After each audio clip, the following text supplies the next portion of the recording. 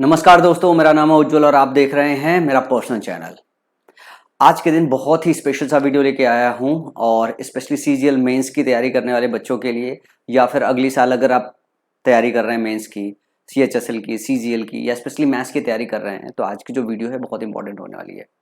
मैं ratio and proportion के कुछ क्वालिटी क्वेश्चन लेके आया हूँ, सीजीएल सीएचएसएल मेंस में पूछे गए, जिनमें मैं आज आपको सिखाने वाला हूँ कि आप दोगुनी स्पीड से जो है ये सीएचएसएल और सीजीएल में इसके सवालों को कैसे सॉल्व कर सकते हैं। इसके लिए आपको पूरा का पूरा समय इस वीडियो को देना पड़ेगा ताकि आप ये समझ पाएं जो है कि सीजीएल और सीएचएसएल मेंस में आए हुए सारे के सारे सवाल दोगुनी स्पीड से कैसे लगाए जाते हैं। तो आज की वीडियो का जो कोर पर्पज है सिर्फ और सिर्फ जो है आपकी स्पीड को 1.5x से 2x करना है। और मैं आप सबसे रिक्वेस्ट करूंगा कि वीडियो जल्दी जल्दी मत देखिएगा, क्योंकि सीखना बहुत स्लो होता है, करना तेज होता है, तो आराम से सीखिएगा। हम आगे चले उसके पहले ये मेरे टेलीग्राम चैनल का QR कोड है, इसे स्कैन कर लो। इस क्लास की PDF आपको टेलीग्राम चैनल पे मिल जाएगी। मैं पहला क्वेश्चन लूँ उसके पहले मैं बता दूं जो है कि ये मेरा एक सीजीएल मेंस का बैच मैंने स्टार्ट किया हुआ है, जिसकी फीस मैंने 100 रुपये रख रखी है और ये रिफंडेबल है किसी भी समय पे, क्योंकि मेरा पहला बैच है। तो बहुत सारे बच्चे ऐसे हो सकते हैं जिनको भरोसा ना हो मैं कैसा पढ़ाऊंगा कैसा नहीं पढ़ाऊंगा। तो मैंने 3 चैप्टर कंप्लीट कर दिया, परसेंटेज प्रोबेबिलिटी कंप्लीट कर दिया और अलजेब्रा कंप्लीट कर लिया है। वो बैच में जाके 3 के तीनों चैप्टर्स पढ़ाई करके देख सकते हैं। अगर उन्हें समझ में आता है कि नहीं, उनकी स्पीड 2x या 1.5x नहीं हो रही है, मेंस की अच्छी तैयारी नहीं हो रही है, तो मुझे मैसेज करके अपने फीस को वापस ले सकते हैं, फिर जहाँ मर्जी है वहाँ तैयारी कर सकते हैं। चलो आज की बात करें, हम रेशियो एंड प्रोपोर्शन की बात करते हैं। रेशियो एंड प्रोपोर्शन के सीजीएल सीएचएसएल मेंस के कुछ अच्छे क्वालिटी क्वेश्चन लेके आया हूँ। जैसे ये सवाल है, ध्यान से देखना कि यदि 9685 को 3 भागों में इस प्रकार से विभाजित किया जाता है कि पहले भाग का 1/4 भाग, दूसरे भाग का 1/3 और तीसरे भाग का 1/6 भाग बराबर हो, तो पहला भाग क्या होगा। ये सवाल ऐसी बात नहीं कि आप में से कोई बच्चा कर नहीं पाएगा। सवाल यह है कि इस तरीके के सवालों में लोगों के कंपैरिजन में 2 गुना तेजी से आप कैसे कर पाओगे। जैसे रेशियो के बेसिक्स में एक बात हमें पता होती है कि अगर A/A लिखा हुआ है, B/B लिखा हुआ है, C/C लिखा हुआ है, तो ABC के बीच में जो रेशियो होता है वो A ratio B ratio C होता है। इसमें क्या दिया हुआ है कि पहले भाग का चौथाई भाग, मतलब पहले के नीचे 4 लिखना है, पहले का चौथाई, दूसरे का 1/3 और तीसरे भाग का छठा, ये आपस में जो है बराबर हैं। तो सवाल पढ़ के हम सीधे सीधे ये लिख सकते हैं कि 4, 3 और 6 के अनुपात में है। अब सवाल यही होता है, अगर ये आपने लिख दिया तो 2 तरीके का बच्चा होगा। एक बच्चा होगा जिसको रेशियो अच्छे से आती है, वो करेगा, वो क्या काम करेगा, इन तीनों को जोड़ेगा। मैं दोनों बच्चों की बात बताता हूं, जो 2x से करेगा वर्सेस जो 0.5x से करेगा। 0.5x वाला बच्चा क्या काम करेगा, 4, 3, 7, 6, 13, ये बोलेगा 13 की जो वैल्यू है वो कहेगा कि 9685 है। यहां से 1 की वैल्यू निकालेगा और देन उसके बाद वो निकालेगा पहले भाग का हिस्सा। लेकिन ध्यान से देखो, मैं ये कहता हूं कि आप कुछ भी करोगे, जो पहला भाग है उस पहले भाग में 4 का मल्टीपल तो है ही है, क्योंकि यहां 13 से जो भी निकालोगे, 1 की वैल्यू जो निकालोगे, फाइनली 4 से उसे गुणा करना पड़ेगा। एक बार अगर आपने ऑप्शन घूर के देख लिया, ऑप्शन जरा ध्यान से देखो, ये वाला ऑप्शन 4 से डिविजिबल नहीं है, ये डिविजिबल नहीं है और ये भी डिविजिबल नहीं है, तो एक ही ऑप्शन आपके पास बचा हुआ है। तो आप ये 4, 3, 6 का रेशियो लिखने के बाद आप ये जो वाला जो तामझाम है इसको कट कर सकते हो।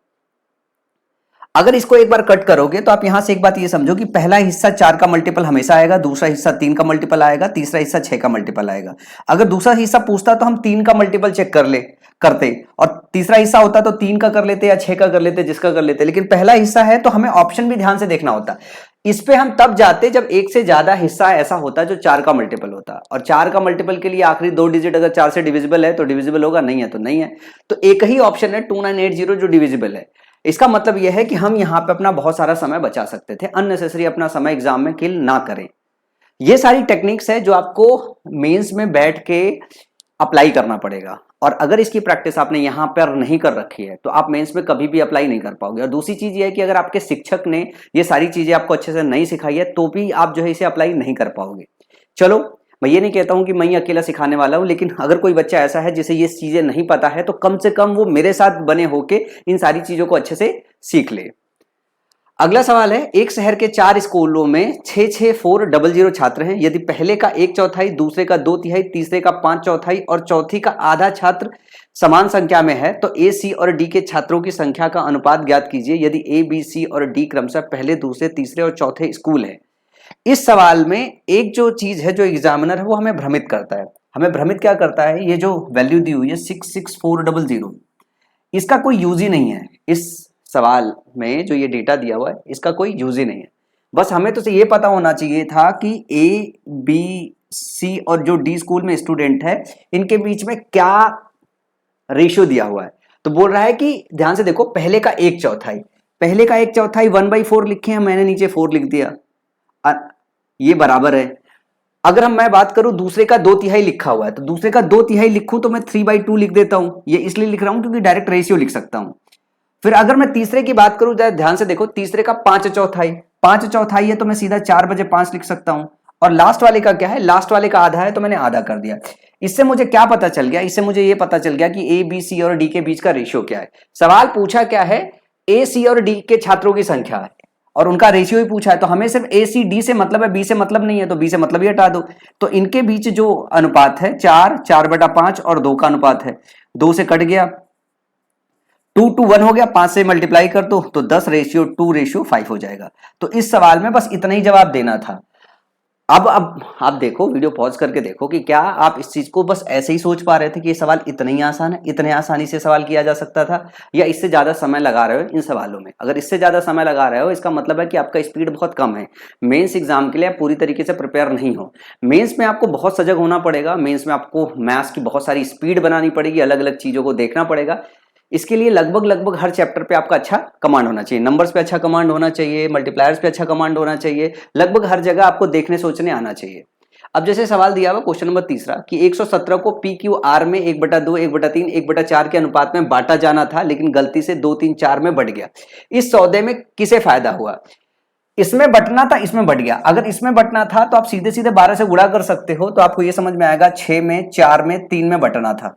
लेकिन बट किस में गया? 2, 3, 4 में बढ़ गया, 2, 3, 4 में बढ़ गया, इसमें बढ़ गया। जरा ध्यान से इसका टोटल देखोगे तो ये हो गया 13, जरा इसका टोटल देखोगे तो ये हो गया 9। क्या 117, मतलब ये तो नंबर ऐसा है कि जो दिख जाना चाहिए। क्या आपको ये दिख रहा है कि 117 जो है ये 13 और 9 का मल्टीपल है? क्या दिख रहा है आपको कि जो 113 है ये 9 और 13 का मल्टीपल है? जब 9 और 13 का मल्टीपल है तो इन संख्याओं में आपको 13 से गुणा करना पड़ेगा, सॉरी 9 से गुणा करना पड़ेगा, और इसमें क्या करना पड़ेगा, इसमें आपको जो है 13 से गुणा करना पड़ेगा। इसमें जब 9 से गुणा करोगे तो जरा देखो, 9 चौका 36 हो गया, और इसमें गुणा करोगे जो है 9 से, तो सॉरी 9 छक 54 हो गया, 9 छक 54 हो गया, 4 9 36 हो गया, और 9 3 27 हो गया। अब इसमें 13 से गुणा करना पड़ेगा, ये 26 हो गया, ये 13 3 39 हो गया, और 13 चौका 52 हो गया। पूछ रहा है किस में इंक्रीमेंट हुआ है, सवाल पूछ रहा है ना कि इस सौदे में किसे फायदा हुआ है। तो फायदा इस और इस दोनों को हुआ है, 36 था 39 हो गया, 27 था 52 हो गया, तो क्यू और आर दोनों को फायदा हुआ है। ये बहुत ही प्यारा सा सवाल था, बहुत ही आसान सा सवाल था जो है, इसमें ट्रिक जैसी कोई चीज नहीं थी, बस इसमें ब्रेन गेम था कि अगर आप ब्रेन गेम सही से इस्तेमाल कर लेते हो तो कुछ 2-4 सेकंड का फर्क डाल पाओगे, ज्यादा फर्क नहीं डाल पाओगे जो है इसमें। अगला सवाल है, जरा ध्यान से देखना। अगला सवाल ये बहुत क्वालिटी सवाल है, क्वेश्चन नंबर 5।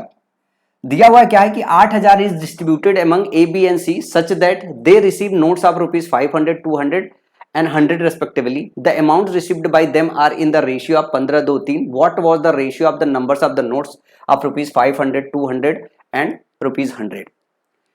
8,000 रुपए को ए बी और सी के बीच इस तरह से वितरित किया जाता है कि उन्हें क्रमशः 500, 200, 100 रुपए के नोट प्राप्त होते हैं। उनके द्वारा प्राप्त राशि 15:3 के अनुपात में है। 500 रुपए, 200 रुपए और 100 रुपए के नोटों की संख्या का अनुपात क्या है? देखो ये सवाल वैसे तो मैं 3-4 सेकंड में निपटा दूंगा, मैं अगर हूं तो 3-4 सेकंड में निपटा दूंगा, लेकिन 3-4 सेकंड में निपटाने से पहले मैं आपको पहले सिखाता हूं पूरा, फिर 3-4 सेकंड में बताऊंगा कैसे निपट सकता है। जैसे इसका बेसिक कंसेप्ट क्या होता है, इसमें 3 टर्म होते हैं। एक तो डिनोमिनेशन होता है, डिनोमिनेशन होता है जिसमें हम बोलते हैं नोटों के प्रकार। ये आपका 500 का है, 200 का है और 100 का है, एक तो ये चीज लिखी जाती है। फिर नंबर्स कितना है इन नोटों का, यहाँ पे नोटों का नंबर दिया नहीं है, वही पूछा है किस रेशियो में है। और जो वैल्यूज है ये तीसरी चीज होती है कि टोटल उनका जो है सम कितना आएगा। ये सवाल में दिया हुआ है क्या, ये रेशियो दिया हुआ है 15:2:3 दिया हुआ है, ध्यान से देखो। तो इसमें क्या होता है कि अगर ये दिया हो रेशियो, अगर ये वाला रेशियो 2 हो तो इसमें गुणा करते हैं तो ये वाला रेशियो मिल जाता है, इसमें गुणा करें ये वाला रेशियो होता है, इसमें गुणा करें तो ये वाला रेशियो मिल जाता है। अगर ये रेशियो दिया हो तो इससे भाग दे दो, इससे भाग दे दो, इससे इसमें भाग दे दो, इससे इसमें भाग दे दो, ठीक है ना। इससे इसमें भाग दे दो, इससे इसमें भाग दे दो, इससे इसमें भाग दे दो, इसका रेशियो आ जाता है। तो आप एक काम करो, सीधे सीधे इनसे भाग दे दो। जब इनसे भाग दे दोगे तो 15 में से 5 भाग दोगे तो ध्यान से देखो क्या आएगा, 15 में से 500 से भाग दोगे तो ये हो जाएगा 3/100, अनुपात में 2/1/100, अनुपात में यहां पे आएगा 3/100। 100 से सब में गुणा कर दोगे तो 3:1:3 आ जाएगा, 3:1:3 आ जाएगा। सवाल का सही जवाब ऑप्शन नंबर ए हो जाएगा। अब इसको यहीं से देख के वो किया जा सकता था कि 15 में 5 से भाग देते, 2 में से 2 से भाग देते, 3 में से 1 से भाग दे देते, आपको सीधे 313 मिल जाता। इस सवाल को देखो कि आप देख के 3-4 सेकंड में कर पा रहे हो? नहीं, किसी से नहीं हुआ होगा। वो पूरा अलग तरीके से क्या काम करेंगे, इसकी वैल्यू निकालेंगे, इसकी वैल्यू निकालेंगे, इसकी वैल्यू निकालेंगे, फिर 500 से भाग देंगे, फिर 200 से भाग देंगे, फिर 100 से भाग देंगे, और फिर वो अननेसेसरी करीब 15-20 सेकंड बर्बाद करेंगे। जबकि ये सवाल ऐसा है कि अगर आपको ये पता है कि ये वाला रेशियो निकालना हो तो आपका जो डिनोमिनेशन है, जो नोटों के प्रकार है, उससे डायरेक्टली इसमें भाग दोगे तो आपका रेशियो आ जाता है, इससे भाग दोगे तो रेशियो आ जाएगा, इस पे भाग दोगे तो रेशियो आ जाएगा। मैंने 100 से भी भाग दिया, पर 100 से भाग देने की जरूरत नहीं, क्योंकि वो तो कट जाएगा रेशियो में ना। सीधे 5 से भाग दे दो, 2 से भाग दे दो, 1 से भाग दे दो, तो 3, 1 और 3 आ जाएगा। सीधा यही था, 3-4 सेकंड का सवाल था, इससे ज्यादा सवाल नहीं था। ये सीजीएल मेंस का सवाल है दादा, सीजीएल मेंस का सवाल है, क्वालिटी क्वेश्चन है, लेकिन इसमें समय बहुत सही से बचाया जा सकता है। चलो अगले सवाल की तरफ चले।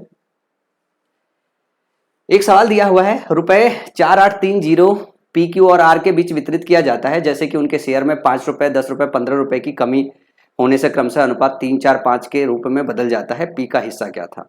देखो सवाल क्या कह रहा है कि 4830 रुपए था, 4830 रुपए को पी क्यू और आर के बीच में वितरित कर दिया गया। वो क्या रेशियो पता नहीं है, लेकिन अगर पी में से 5 रुपए कम कर लिया जाए, क्यू में से 10 रुपए कम कर लिया जाए और आर में से 15 रुपए कम कर लिया जाए, तो उनका रेशियो 3, 4, 5 में आ जाएगा। तो मैं कहता हूं इस पूरे में से 30 रुपए घटा दो। अगर इस पूरे रुपए में से 30 रुपए घटा दोगे तो टोटल मिल जाएगा कि पी के पास कितना है, क्यू के पास कितना है, आर के पास कितना है। क्योंकि ये जो अनुपात आया है, पी में 5 घटाया है, क्यू में 10 घटाया है और आर में 15 घटाया है। तो अगर आपको टोटल निकालना हो तो ये टोटल इस टोटल से घटा दो। तो आप यूं कह सकते हो जो 4800 रुपए है, ये बटा है किसके बीच में, ये बटा है 3, 4, 5, तो 5, 4, 9, 3, 12 यूनिट की वैल्यू जो है 4800 दी हुई है, तो एक यूनिट की वैल्यू कितनी हो जाएगी, 600। सवाल पूछा है पी का हिस्सा, तो पी का हिस्सा पहला होगा, 1 यूनिट की वैल्यू 600 है, 3 यूनिट की वैल्यू 1200 हो जाएगी। पर ये 1200 वो आया है जब हमने 5 रुपए पी में से घटा दिया, तो आपको एग्जैक्टली इसकी वैल्यू चाहिए, 5 जोड़ दो तो 1205 इस सवाल का सही जवाब हो जाएगा। समझ रहे हो ना? 5 रुपए, 10 रुपए, 15 रुपए आप टोटल में से घटा दो, टोटल में से घटा दोगे तो आपके पास पैसा कितना, 4800। 4800 3, 4, 5 के अनुपात में बांट दो, हमने बांट दिया। 1 यूनिट की वैल्यू 600 आ गई, 3 यूनिट की वैल्यू 1200, लेकिन 5 रुपए घटा दिया उसमें, तो अब 5 रुपए जोड़ दो फाइनल वैल्यू, उसकी एक्चुअल वैल्यू जानने के लिए। तो ऑप्शन ए हमारा सही हो जाएगा। ये सारे जो है आपके मेंस के क्वेश्चन है, एक भी ऐसा क्वेश्चन नहीं है जो मेंस का नहीं है, बस ईयर नहीं लिखा है मैंने। अगला सवाल है, the sum of rupees 1063 are divided in A, B and C such that rupees 50 less than 3/2 of A share, rupees 24 less than 9/10 of B share and 30 more than 2/5 of C share are equal, then what is the share of सी।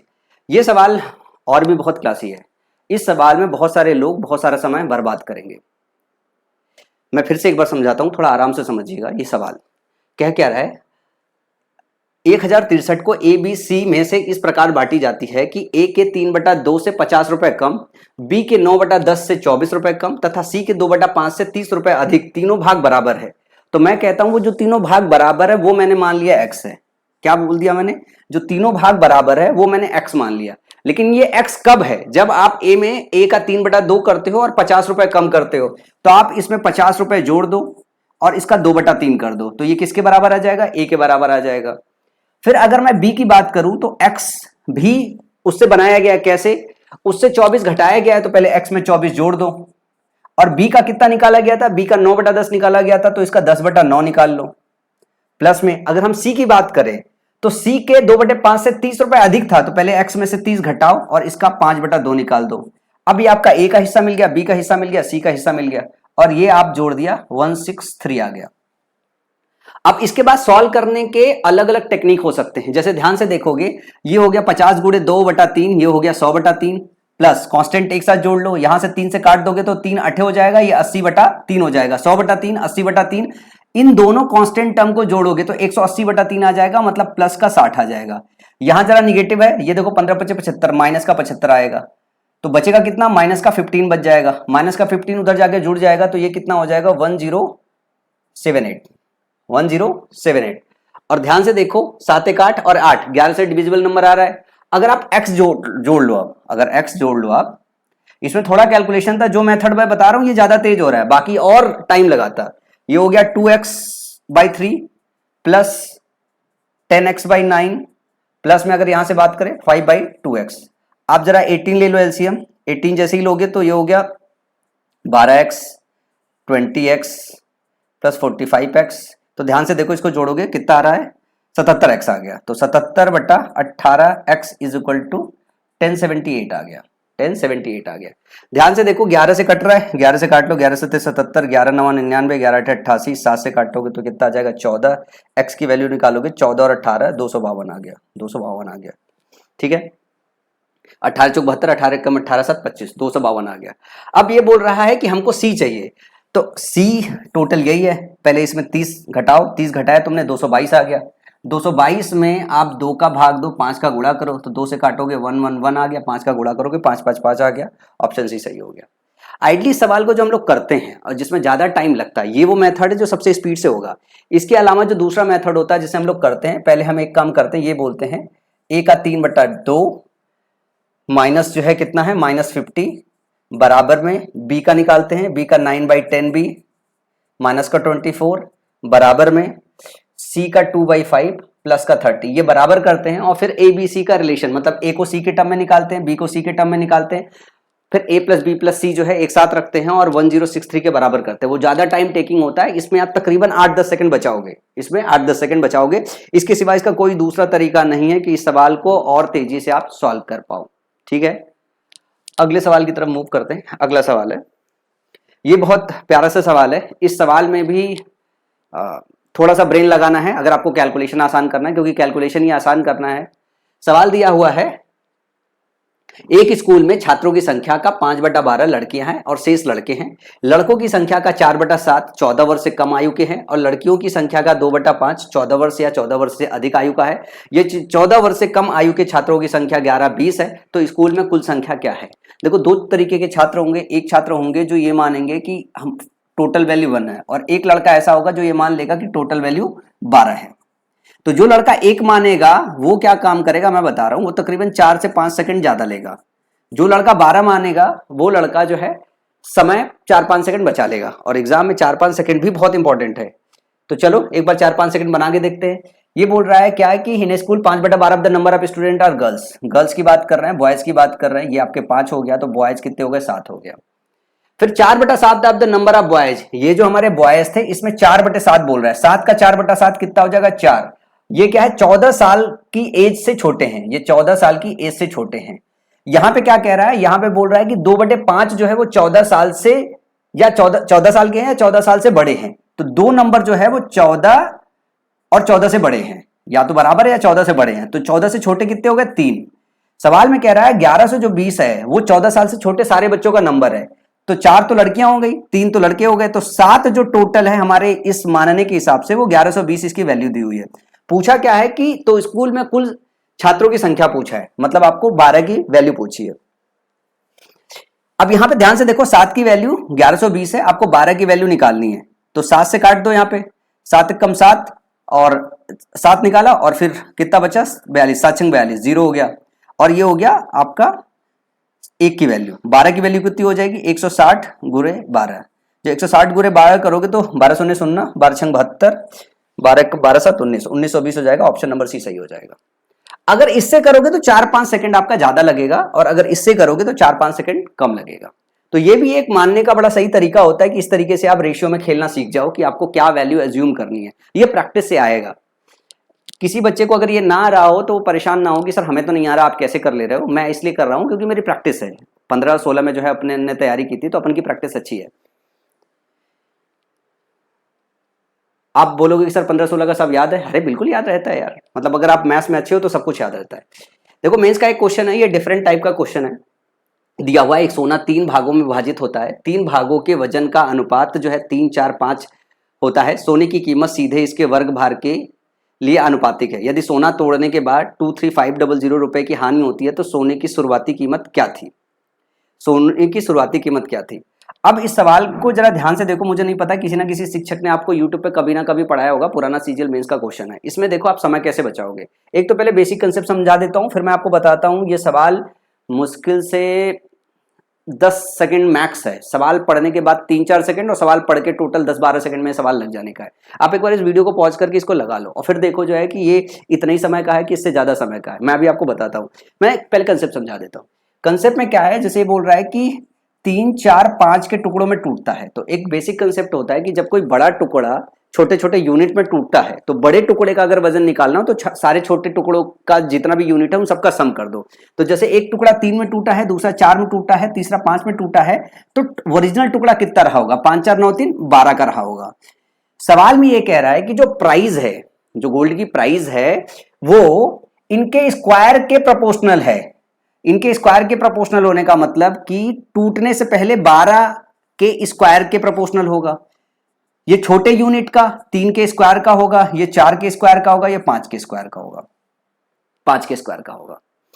अब जैसे हम ये बात कर रहे हैं तो सवाल में देखना, ये हो गया 144, ये हो गया 9, ये हो गया 4 चौका 16, ये हो गया 25। इस सवाल में यहां तक करने के बाद एक बात आपको ध्यान से समझना है, ये जो 144 दिया हुआ है, ठीक है ना, जो 144 दिया हुआ है, सवाल में पूछा क्या है कि सोने की शुरुआती कीमत क्या थी? तो शुरुआती कीमत जितना भी होगा वो 144 का मल्टीपल आएगा, पक्का 144 का मल्टीपल आएगा, मतलब 144 होगा। हो सकता है नीचे कुछ कट आ जाए तब भी 144 उसमें कहीं ना कहीं दिखाई देगा, क्योंकि जो एक यूनिट की वैल्यू निकालोगे उसके बाद 144 भी आपको निकालना पड़ेगा।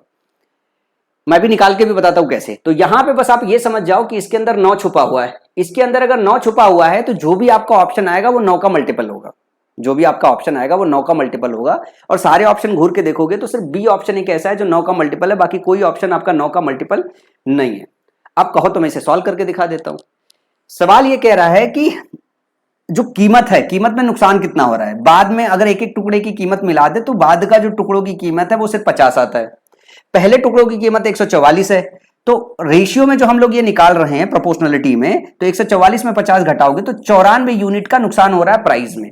ये सवाल में दिया हुआ है 23500, 23500। यहां से सॉल्व करोगे एक की वैल्यू 250 आ जाएगी, एक की वैल्यू 250 आ जाएगी तो फाइनल 144 की वैल्यू निकालनी। 144 गुणे 250 करोगे, 144 गुणे 250 करोगे, आएगा 36,000 ही। अब इसके अंदर 9 छुपा हुआ है, मैंने सीधा सीधा वही चेक कर लिया। अब अगर मुझे सवाल को इस तरीके से करने आता है तो मैं बताऊं क्या करूंगा, मैं इसको ऐसे नहीं करूंगा, मैं ऐसे कुछ सेकंड्स में करूंगा। पढ़ने के बाद मेरे को ये समझ में आ जाएगा ये 5 4 3 है, 5 4 3 है, तो जो बड़ा वाला टुकड़ा होगा 5 4 3, 5 4 9 3 12 होगा, 12 के अंदर 3 छुपा हुआ है तो 3 का स्क्वायर 9 होगा, तो जो भी हमारे पास ऑप्शन होगा वो 9 का मल्टीपल होगा। ये पढ़ते ही मैं समझ जाऊंगा और मैं तुरंत पहले देख लूंगा 9 का कोई मल्टीपल है, तो मेरे को पता चला 3 तो मल्टीपल है नहीं, एक ही मल्टीपल बचा हुआ है और ये ऑप्शन बी है, यही सही है। सवाल ही सॉल्व नहीं करूंगा, निकल जाऊंगा। लेकिन ये तब आएगा जब आपकी महारत हो गई होगी इस तरीके के सवालों पे कंटिन्यूअस प्रैक्टिस कर करके।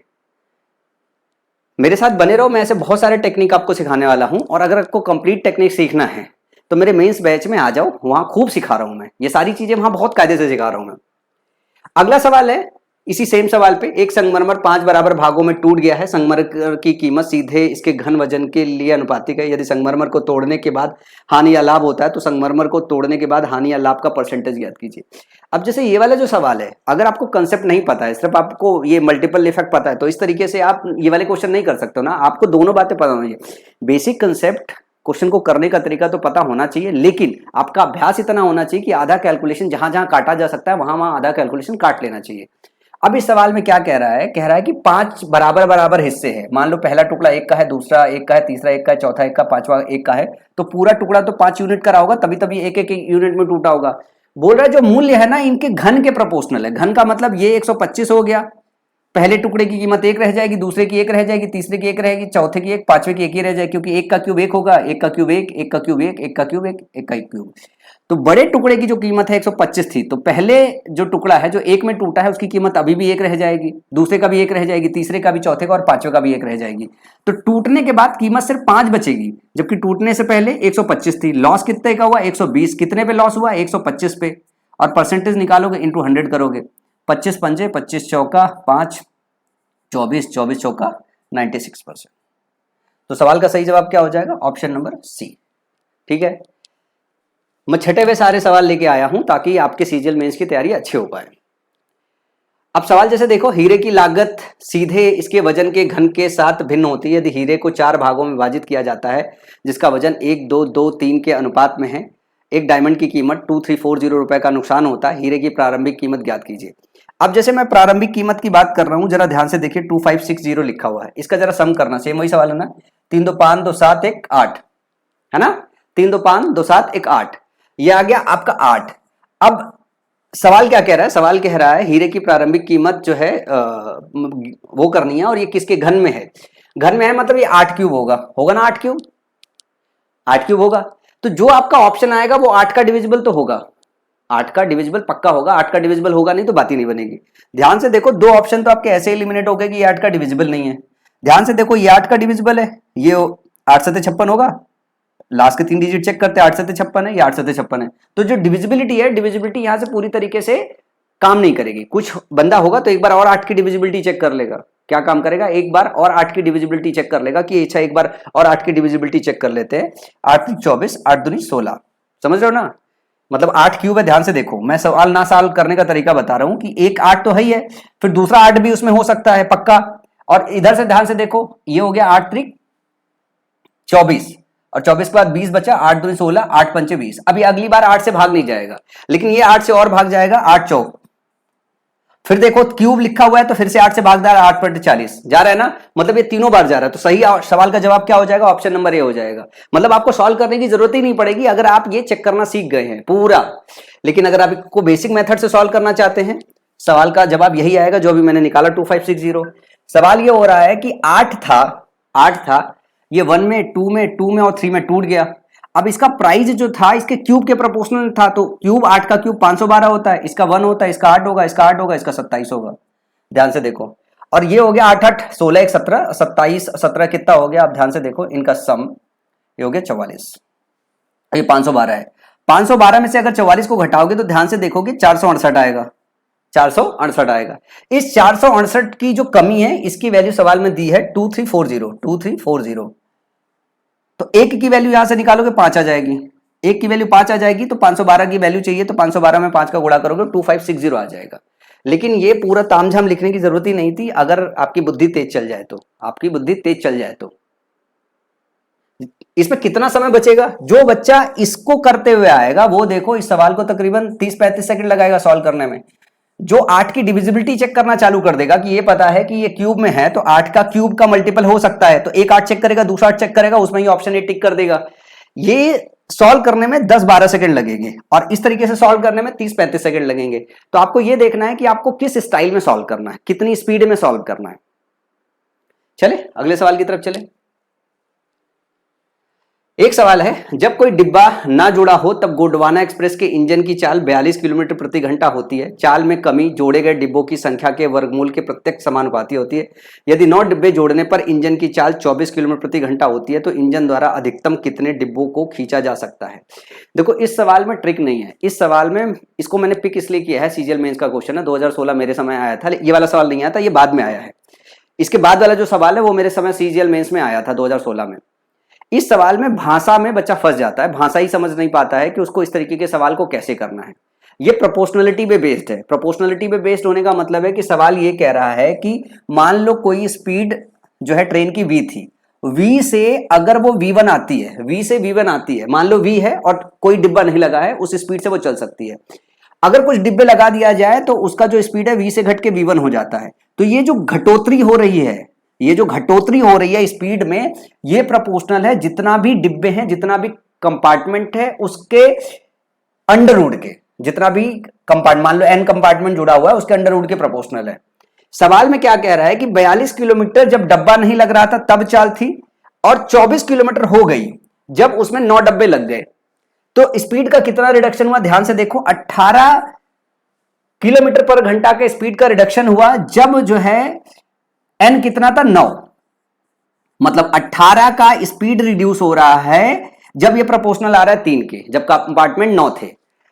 अब अगर पूछ रहा है कि कितना मैक्सिमम डब्बा खींचा जा सकता है, तो आप यूं निकाल लो कि हम अगर सारा स्पीड रिड्यूस कर दे तो ट्रेन रुक जाएगी, सारा स्पीड रिड्यूस कर दे, 42 उसकी शुरुआती स्पीड थी।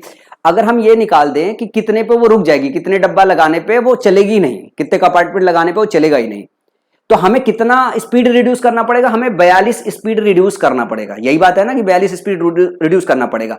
वो डब्बों की संख्या निकाल ले, उसमें से एक कम डब्बा कर दे तो स्पीड 0 नहीं पहुंचेगी, वो चल जाएगी। तो हम पूरा 42 का रिडक्शन निकालेंगे। 18 का रिडक्शन 3 के प्रोपोर्शनल है। 42 का जो रिडक्शन होगा 3/18 गुणे 42 होगा। 3 छक 18 और 6 सते, ये 7 कह ले या √49 कह ले। 42 का स्पीड रिडक्शन √49 के जो है प्रोपोर्शनल होगा। और √49 का मतलब ये हो गया कि 39 डिब्बे होंगे तो स्पीड पूरा कम हो जाएगा। तो एक डिब्बा कम कर दो, 48 डिब्बे लगा दो, तो उसके बाद थोड़ी स्पीड रह जाएगी, चल जाएगी गाड़ी। तो इस सवाल का सही जवाब ऑप्शन नंबर बी हो गया। ये एक सवाल है, जरा ध्यान से देखो। एक इंजन बिना किसी वैगन के, बिना किसी बोगी के 20/3 मीटर पर सेकंड की गति से आगे बढ़ सकता है, और ट्रेन की गति में कमी इंजन के जुड़े वैगनों की संख्या के वर्गमूल के सीधे अनुपातिक है। जब 9 वैगन संलग्न हैं तो इसकी गति 5 मीटर पर सेकंड होती है। वैगनों की सबसे बड़ी संख्या जिसके साथ इंजन चल सकता है। सेम क्वेश्चन है, डेटा अलग है। इसमें क्या है, जो स्पीड का रिडक्शन है 20/3 से 5, 20/3 से 5 कहोगे तो 20/3 -5, ये किसके प्रोपोर्शनल है? √9 के। तो ध्यान से देखो, 20/3 -5 हो गया, 15 5/3 बचा। 5/3 किसके प्रोपोर्शनल है? 9 के, या यूं कह दो 3 के, या 5 किसके प्रोपोर्शनल है? 9 के। तो 5 मीटर का जब स्पीड रिड्यूस होता है, ये स्पीड में रिडक्शन है, 5 मीटर का जब स्पीड में रिडक्शन होता है तो ये प्रोपोर्शनल होता है 9 के या √81 के, √81 के। इस टाइम पे बोगी कितनी होगी? इसके स्क्वायर के बराबर होगी। तो 81 बोगी के बराबर होगी जब जुड़ी हुई होगी। लेकिन हमको क्या देखना है? 20/3 पूरा रिड्यूस करके 0 ले जाना है। तो 20/3 स्पीड रिडक्शन किसके प्रोपोर्शनल होगा? निकाल लो। 9/5 × 20/3, 3 त्रिका 9 और 5 चौका 20, ये प्रोपोर्शनल होगा 12 के, या यूं कह सकते हो √144 के। तो 144 बोगियां लगाने पे जो ट्रेन है वो रुक जाएगी। तो एक बोगी कम कर दो, ट्रेन चल जाएगी। तो मैक्सिमम 143 जो है बोगियां, 143 जो डिब्बे हैं वो ट्रेन खींच सकता है। समझ में आया? ये दोनों क्वेश्चन बड़े लाजवाब से थे, ठीक है, जो मेंस में आए हुए हैं। और रेशियो का सबसे बढ़िया और बेहतरीन सवाल है जो आपके मेंस में आता है। तो इस तरीके के ऑसम बेहतरीन कंसेप्ट को सीखने के लिए इस चैनल को सब्सक्राइब करो। अगर पूरा मेंस की तैयारी अच्छे से करनी है, मैं वापस कहूंगा, फीस रिफंडेबल है, आप मुझे मेंस में आके ज्वाइन करो। मैं पूरी कोशिश कर रहा हूं कि मैं बहुत क्वालिटी वीडियोस यूट्यूब पे डिलीवर कर पाऊं, लेकिन जरूरी नहीं कि 100% कंटेंट मैं टाइम से डिलीवर कर पाऊंगा, क्योंकि बैच रन कर रहा हूं तो वहां पे फोकस प्रायोरिटी पे, वहां पे एक सीक्वेंस से बता रहा हूं, सारी प्रैक्टिस सीटें ऑलरेडी दे रखी है। तो वहां पे आप मेरे साथ जुड़ के जो अपने मेंस की तैयारी ज्यादा बेहतर, ज्यादा और अच्छा कर सकते हो। और नए अपडेट्स के लिए, ऐसे बढ़िया बढ़िया धासु कंसेप्ट जो है सीखने के लिए, चैनल को सब्सक्राइब करके बेल आइकन बटन को जो है क्लिक कर लो। मेरी कोई भी वीडियो जो इस यूट्यूब चैनल पे आएगी, पक्का कुछ ना कुछ क्वालिटी जरूर लेके आएगी, कुछ इन्फॉर्मेशन लेके आएगी। मतलब ऐसा है कि वो सीजीएल की आपकी तैयारी में कुछ ना कुछ जान फूकेगी। तो आज की इस वीडियो में इतना ही। अगली वीडियो में किसी नए कंसेप्ट के साथ जो है फिर मिलूंगा। तब तक के लिए अपना ख्याल रखिए और सीजीएल में इसकी तैयारी करते रहिए।